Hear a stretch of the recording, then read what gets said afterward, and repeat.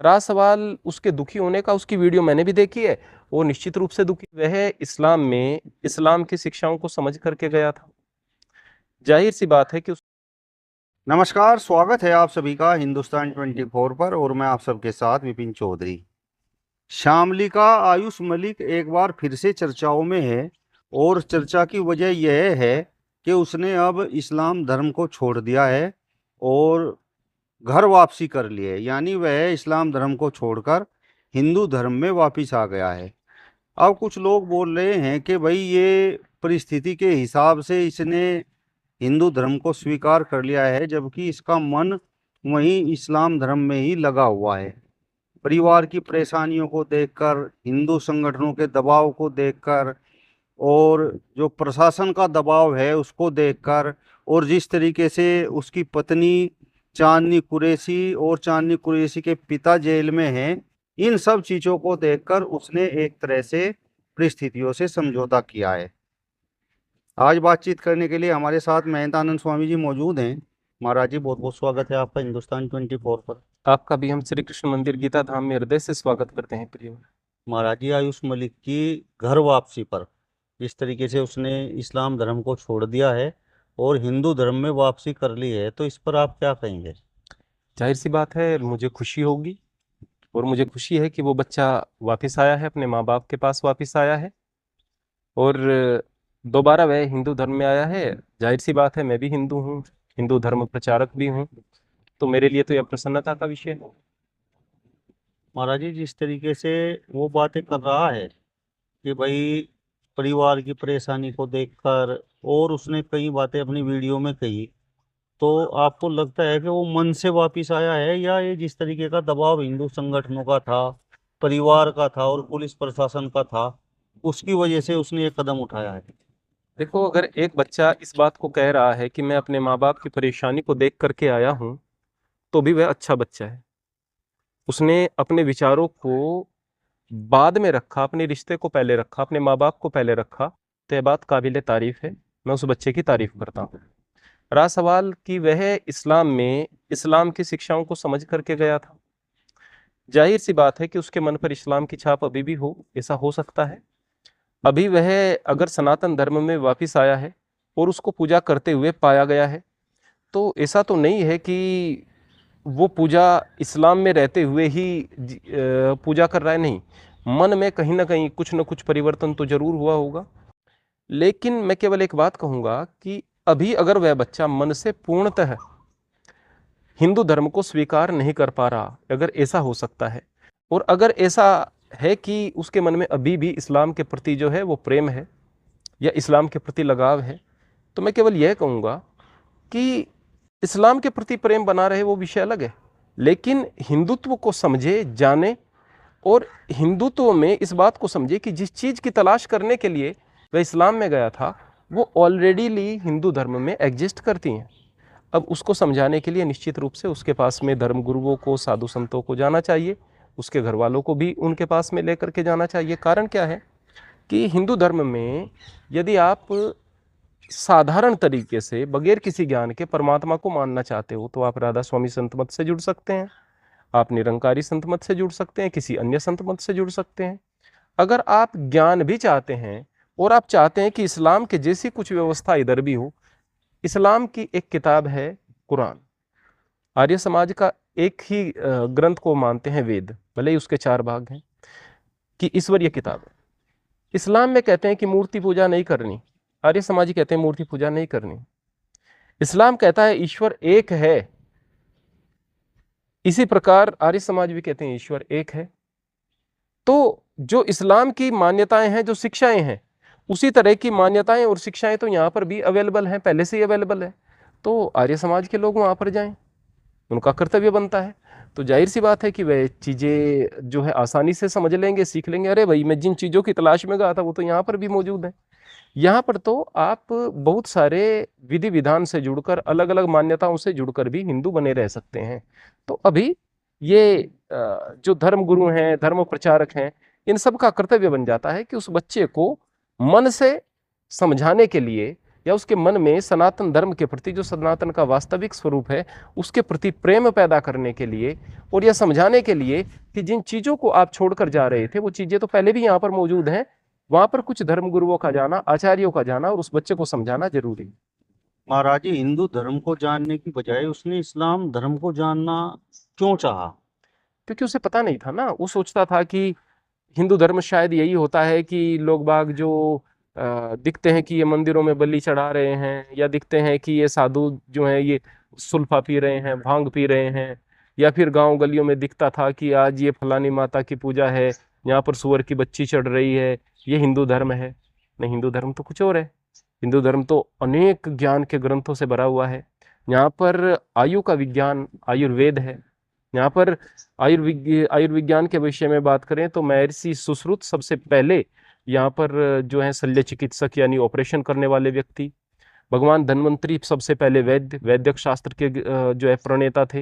यहाँ पर दर्शन शास्त्र है, फिलोसफी है, और फिलोसफी में भी यहाँ पर 3 आस्तिक हैं तो 3 नास्तिक दर्शन है, जिनका ईश्वर में विश्वास भी नहीं है, उसके बाद भी वो हिंदू दर्शनों में ही आते हैं।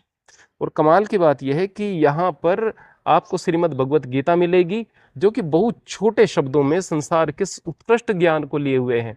मैं यहाँ पर मुसलमान भाइयों से भी अपने कहना चाहूँगा जो देख रहे होंगे, एक बार साधक संजीवनी को लेकर के आए, पढ़ने में कोई दिक्कत नहीं। दूसरे अध्याय से पढ़ना शुरू कर दें, पहला अध्याय छोड़ दें, दूसरे अध्याय से पढ़ना शुरू कर दें और केवल अर्थ को पढ़ें, श्लोक के अर्थ को पढ़ें, पढ़कर देखें, पता चलेगा कि हिंदू धर्म क्या है। मैं यहाँ पर आयुष को भी कहना चाहूँगा कि अगर वो बच्चा साधक संजीवनी श्री राम सुखदास जी महाराज का टीका है श्रीमद् भगवद गीता पर, दूसरे अध्याय से पढ़ना शुरू करे और आखिर तक पढ़ ले एक बार, और उसके बाद में बताना कि वो व्यक्ति दूसरा बन गया है या नहीं।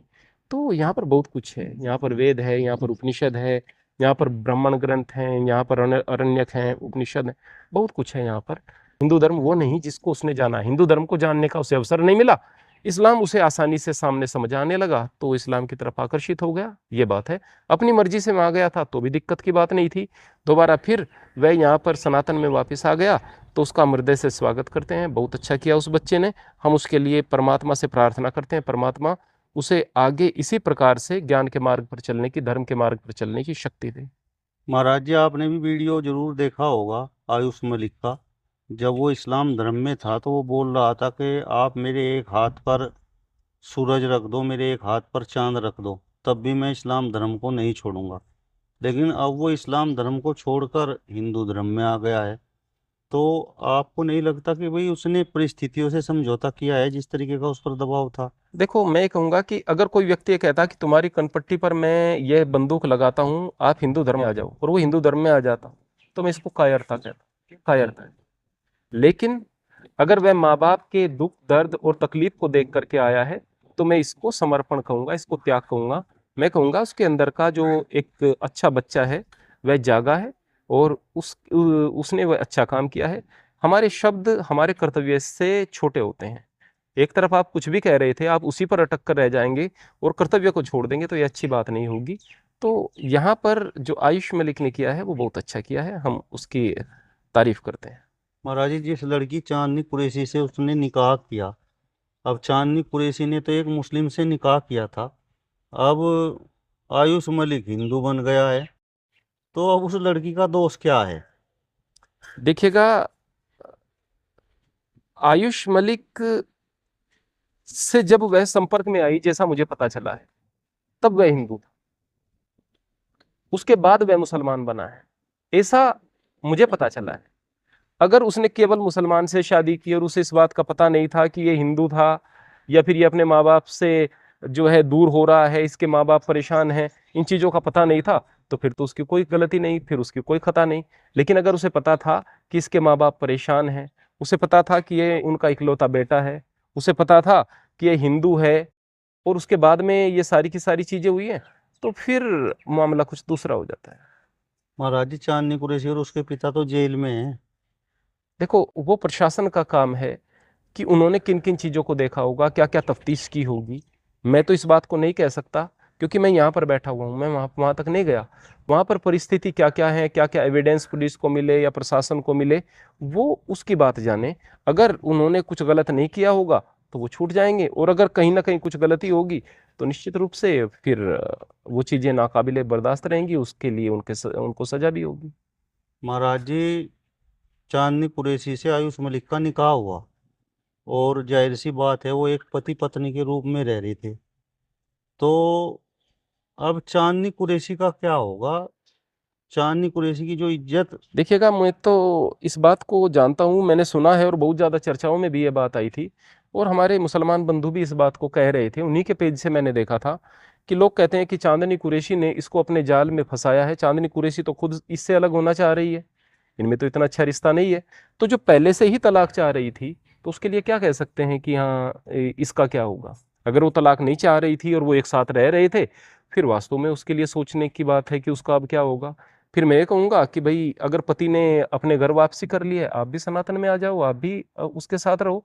और उनके माँ बाप से कहूँगा कि अगर वो बच्ची आना चाहती है उसे स्वीकार करो। लेकिन अगर पहले से ही कोई अलग होना चाह रही है और अलग ही रह रही है, और ऐसा है कि बस हमारा काम तो पूरा हो गया, अब हम अलग हो जाएं, तो फिर तो मामला गलत है ना, फिर तो चीजें गलत है ना। नहीं महाराज जी, ये कंडीशन चांदनी कुरैशी के लिए ही क्यों है? प्यार तो दोनों तरफ से हुआ होगा। हाँ, प्यार दोनों तरफ से हुआ होगा, इस बात में कोई शक नहीं है। लेकिन मैं तो इस बात को तब भी कह रहा था ना, अगर मुझसे पूछें कि अगर वो इस्लाम में चला गया, मैंने ये भी कहा था कि भाई उसकी मर्जी है, वो चला गया है। मैंने तो ये नहीं कहा कि हाँ भाई वो क्यों चला गया।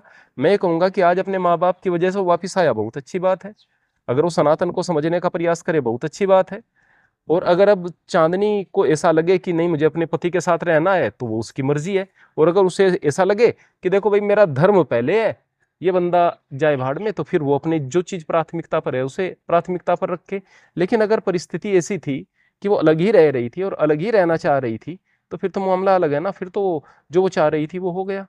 कई मुस्लिमों की मैंने इस तरीके की भी वाइट देखी है कि भाई हमने आयुष मलिक की वीडियो देखी है और वो कितना दुखी मन से ये सब बातें बोल रहा है, तो वो हिंदू धर्म में चला गया है तो कोई बात नहीं है। लेकिन कोई भी मुस्लिम अपनी तरफ से आयुष मलिक के लिए गलत शब्दों का प्रयोग ना करे।